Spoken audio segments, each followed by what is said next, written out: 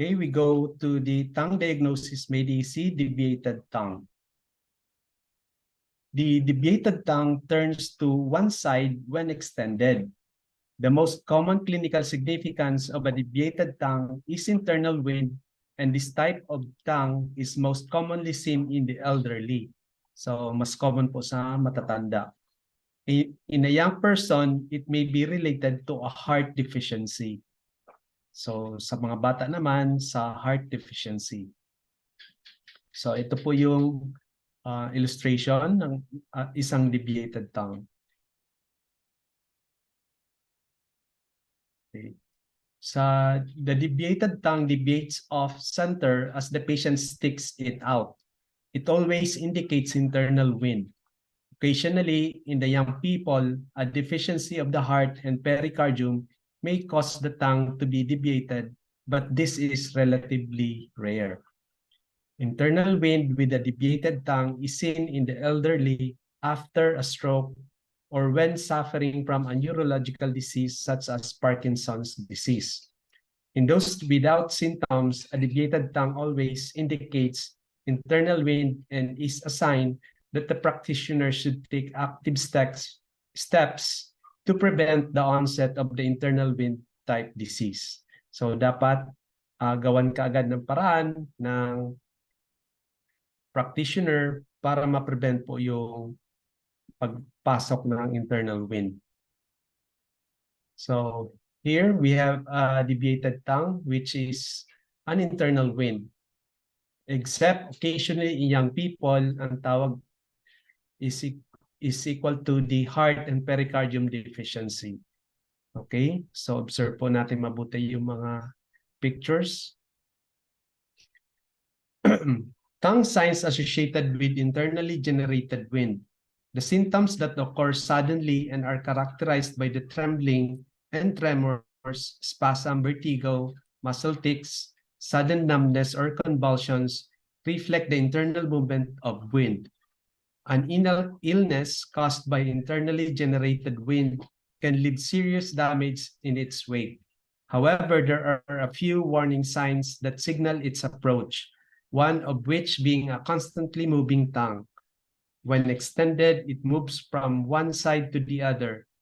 Alternatively, the patient will be unable to extend the tongue fully and will retract it only to extend it again.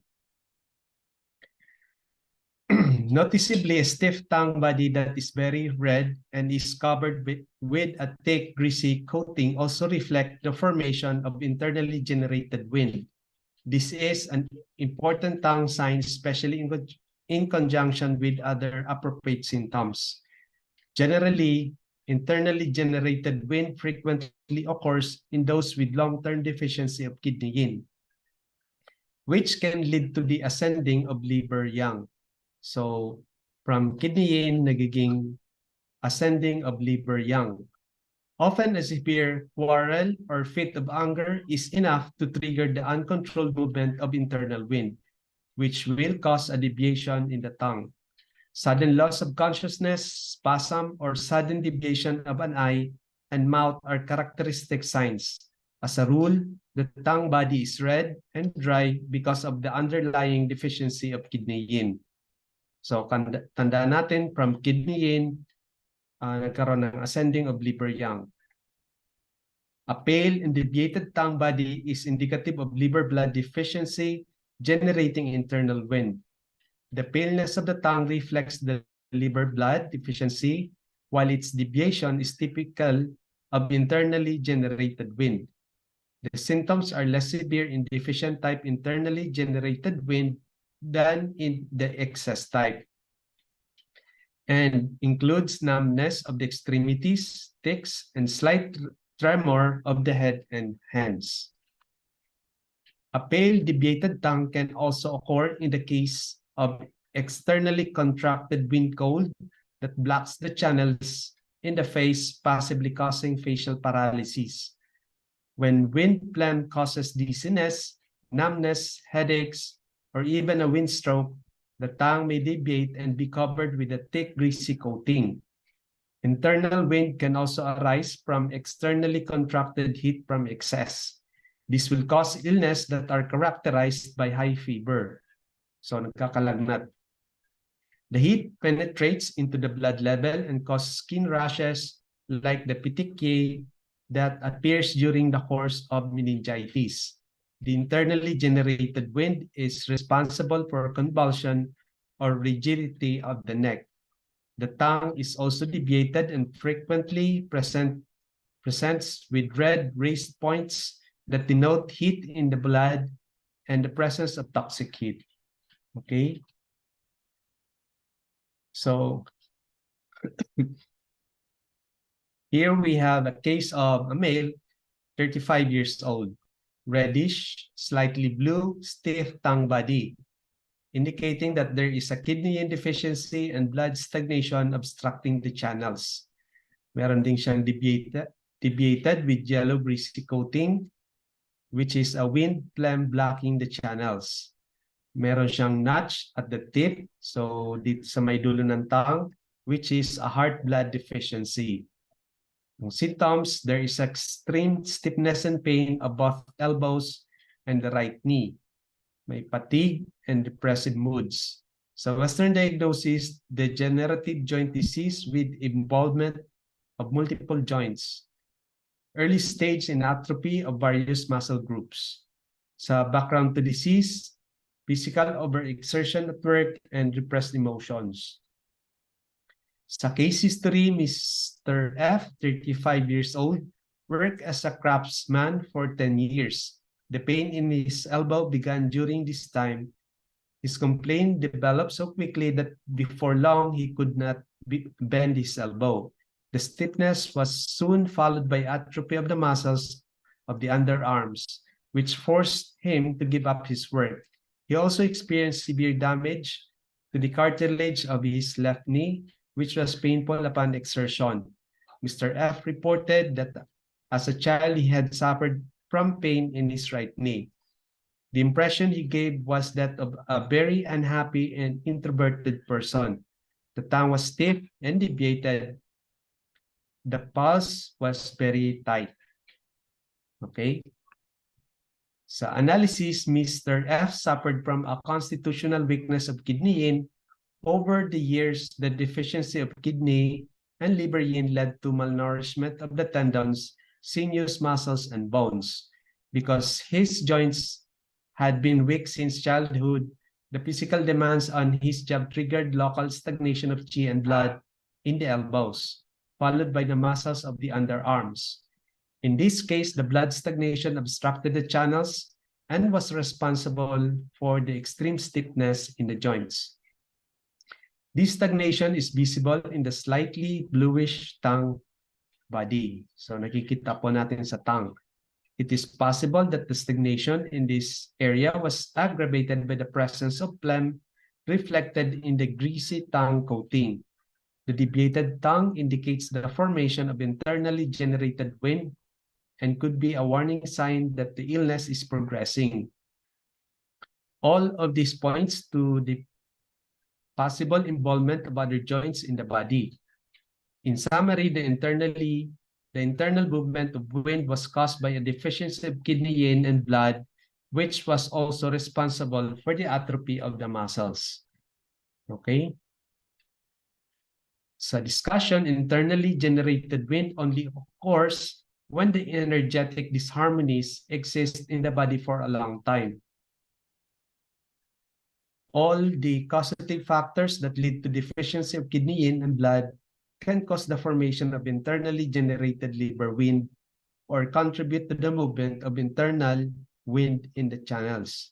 Stasis of blood, phlegm, and damp heat are other factors that play a role in the formation of internally generated wind.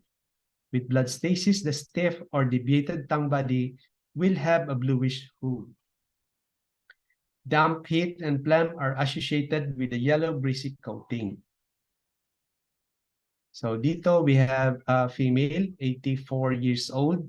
Ang tampo niya is slightly pale and swollen, which is a spleen qi deficiency with accumulation of phlegm. Slightly blue, which is a heart blood stasis. and slightly deviated, which is internally generated wind, and dry po yung tongue, which is indication of blood deficiency. Ang symptoms is sudden dizziness, occasional tingling of hands and arms, tight feeling in the chest, fatigue, slight mental confusion, poor memory. Sa Western diagnosis, insufficiency of the right heart, and background to disease, physically overworked for many years, excessive consumption of sweet and dairy foods. Next patient, female, 35 years old. Ang tampo niya is pale, swollen with teeth marks, which is a spleen-chi deficiency or accumulation of dampness. Meron siyang pale edges, which is a liver blood deficiency. The tongue is also deviated, which is internally generated wind, and meron siyang thin, greasy, yellowish coating, which is accumulation of damp heat in the middle burner. Ang symptoms is inability to move right arm and leg, may numb feelings, mental confusion, epigastric fullness, nausea, lack of appetite. Sa Western diagnosis, cerebral apoplexy, hemiplegia. Background to disease occurred after severe fall on the head, extreme physical and mental demands of looking after her mentally and physically handicapped child. Okay. Next patient is a male, 59 years old.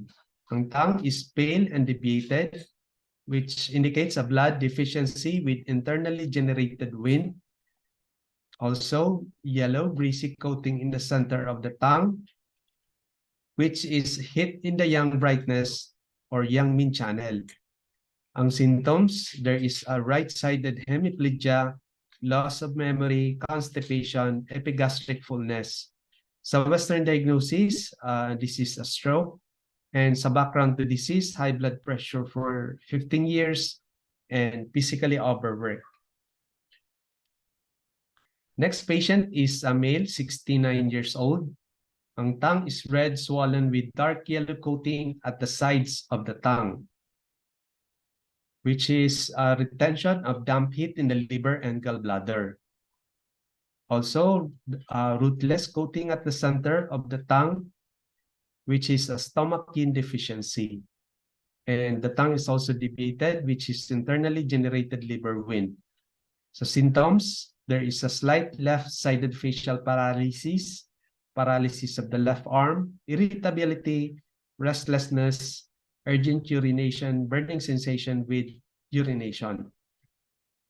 Sa Western diagnosis, stroke and prostatitis.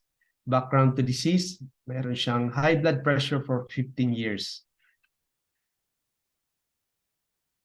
Next patient is a male, 66 years old.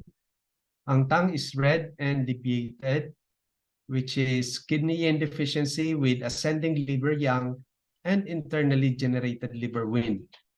Red in the anterior third, which is hit in the upper burner. Meron siyang yellow rootless greasy coating, which is an onset of injury to the fluids. And meron siyang right-sided dirty yellow thick greasy coating, which is a long-standing retention of damp heat in the gallbladder. Sa symptoms, meron siyang dizziness, slight hemiplegia, constipation, restlessness. Sa Western diagnosis, this is a stroke, and sa background to disease, high blood pressure for many years. So sa deviated tongue, indication, wind stroke, internal wind due to liver yang rising. Ang makikita is sa tongue, purple red, body with acute onset. Sa blood deficiency, ang tongue is pale, body chronic onset. And sa wind phlegm, thick coating. Sa external pathogenic wind entering collaterals, the tongue is red body. Sa pathogenesis, pathogenic factor wind or wind phlegm obstruct one side of the body of the tongue's collateral, causing that side of the tongue to lose circulation of qi and blood.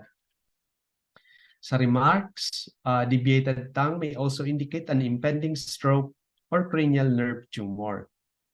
Okay?